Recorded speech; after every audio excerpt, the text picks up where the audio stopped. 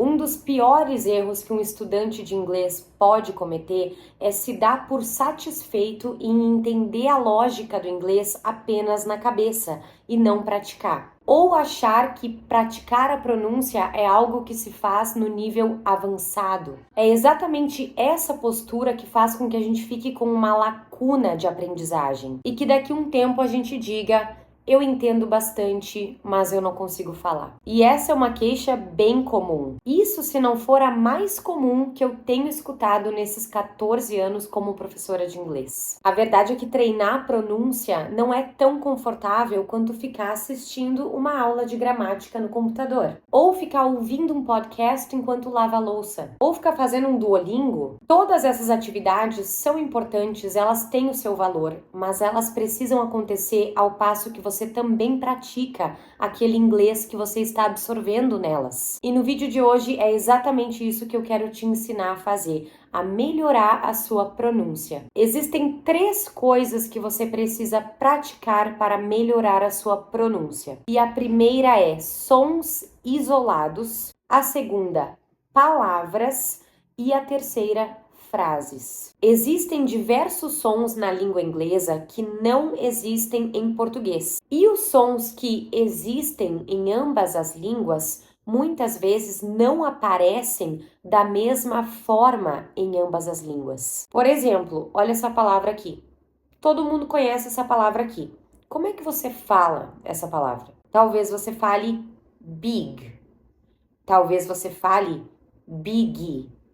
Talvez você fale big.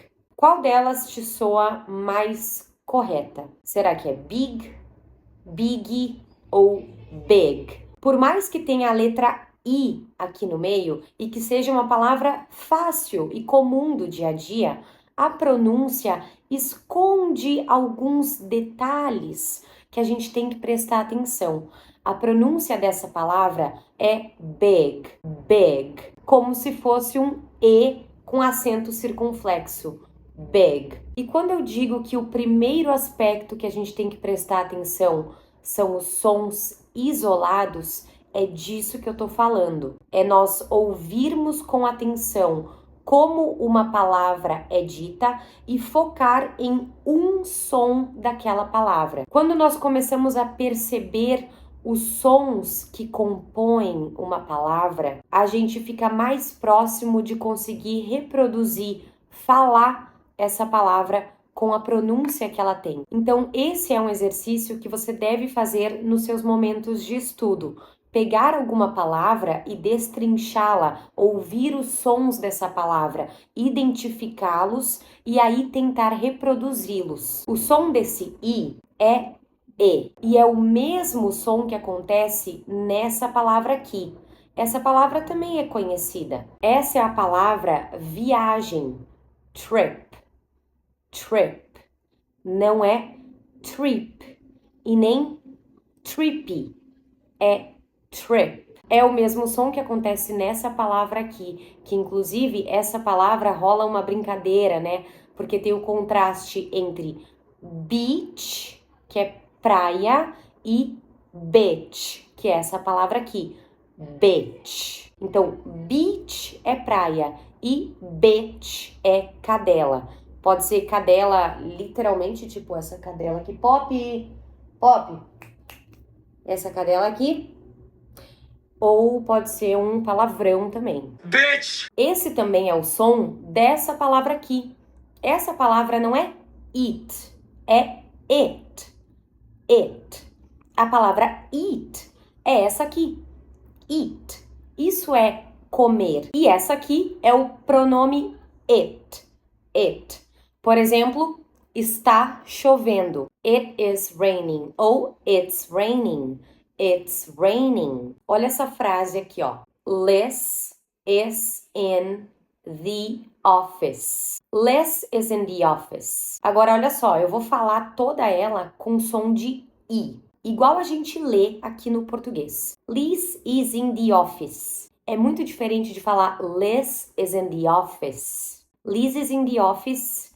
Liz is in the office. Só da gente trocar o som do I pelo som do E, que é como a letra I vai ser pronunciada em inglês, parece que a pronúncia já dá um salto, ela já fica muito melhor. Não é um parque de diversões trabalhar sons isolados. Eu particularmente acho divertido, mas eu sou suspeita para falar, porque eu gosto de inglês. Mas com certeza é muito mais confortável ficar assistindo uma aula de gramática, ficar ali sem se envolver muito, sem fazer muito esforço. Ontem teve um aluno que me falou que de tanto que ele estava treinando a pronúncia dele com as aulas do curso, deu uma dor no maxilar, uma dor que ele nunca tinha sentido antes. E sabe por que isso aconteceu? Porque ele está exercitando sons que não existem no português. Ou, como eu disse, que existem, mas que não estão no lugar onde a gente espera que vai estar. Naquele lugar a gente espera que vai ser um som e na verdade é outro. Como no caso de big, que é big. A gente não espera por um E.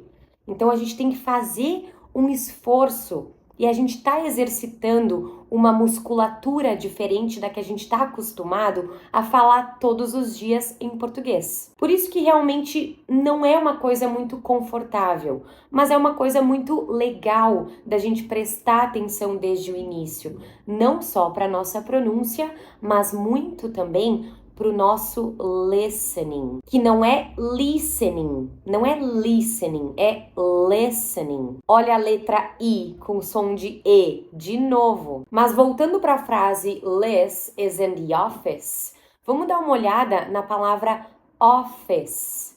Office. Ela é uma palavra muito comum e ela não se diz office, office.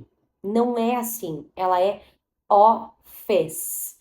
Office. Mais uma vez, o som do I. Em todas as palavras dessa frase, menos no the, tem esse som de I, que na verdade é um E. Então, essa é a parte dos sons isolados. Nós encontramos palavras que nós queremos aperfeiçoar a pronúncia e nós buscamos pelos sons que compõem essa palavra. Depois, a gente vai treinar esse som em palavras. E, por fim, esse som em frases. Então, na próxima vez que você estiver estudando inglês, selecione algumas palavras que você gostaria de ir atrás da pronúncia destrinchada delas. E aí, o que você vai fazer com essas palavras? Uma ótima opção é você digitar a palavra no Google e abrir num dicionário online, por exemplo, um Oxford Dictionary. Você abre lá no site do Oxford e você ouve aquela pronúncia. E aí depois você vai lá no chat GPT e pede para o chat palavras que tenham o mesmo som de I da palavra big. Por exemplo, aqui ele me deu uma lista de palavras. It, in, is, if, pig, sit, win, pin, tip e fix. Essa palavra fix é consertar. Nós podemos pegar a palavra fix e criar uma frase para a gente treinar mais esses sons. Vamos pedir para o chat mesmo nos dar uma frase com a palavra fix. Can you fix it? Tenho fix e tenho it. Can you fix it? Fix it. Você consegue consertar isso? Can you fix it? Você consegue consertar isso, meu celular? Can you fix it? Can you fix my cell phone? E assim nós vamos de sons isolados para palavras que contenham aquele som isolado para frases que contenham palavras com o som isolado. Ah, mas e quando que eu vou aprender a fazer o connected speech? Os sons conectados, igual um nativo fala, que ele não pergunta What are you doing? Ele pergunta, what are you doing? O connected speech, eu não poderia deixar de falar dele aqui, nem que seja por 1 minuto, porque muita gente coloca os pés pelas mãos, bota a carroça antes dos bois e quer aprender connected speech antes de aprender a ter uma fala clara. O connected speech é uma consequência de uma fala que está saindo com naturalidade. Só vai falar what are you doing quem fala what are you doing. Só quem fala com clareza é que consegue conectar. Então eu realmente precisava falar isso aqui, porque isso aqui é um vídeo de pronúncia e talvez muitas pessoas atrelem uma boa pronúncia a esse tipo de conexão, mas não tem nada a ver, na verdade. Na verdade, a conexão ela acontece de tanto que você fala. Você fala tanto que o negócio começa a sair mais fluido e a conexão acontece. Vai chegar um momento em que treinar connected speech de uma forma mais intencional vai fazer mais sentido. Mas se você é um aluno iniciante, não precisa se preocupar com isso. Não vamos nos atropelar. São etapas. Muitas vezes eu percebo que é isso que acontece. O aluno iniciante tem muita coisa para se preocupar, mas ele quer se preocupar com todas já. Ou com aquelas que são mais distantes do momento dele. Quer se preocupar com vocabulário avançado, quer se preocupar em soar de tal jeito. Ou o aluno está preocupado em sair do básico. Eu tenho que sair do básico. Essa não deveria ser a preocupação, na verdade. A preocupação deveria ser dominar o básico.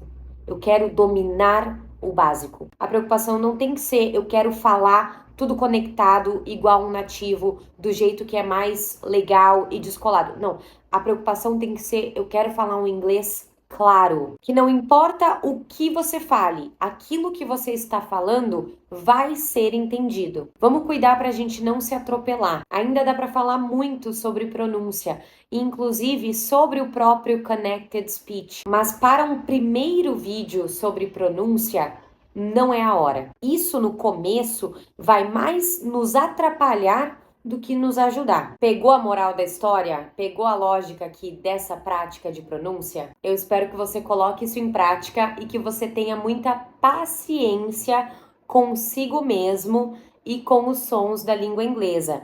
Nada vem do dia para a noite, mas você vai ter muito progresso se você se focar com paciência em entender e reproduzir esses sons isolados da língua inglesa. Vai ser muito recompensador. Eu espero que esse vídeo tenha te ajudado muito. Se te ajudou, não esquece de deixar um like e se inscrever no canal.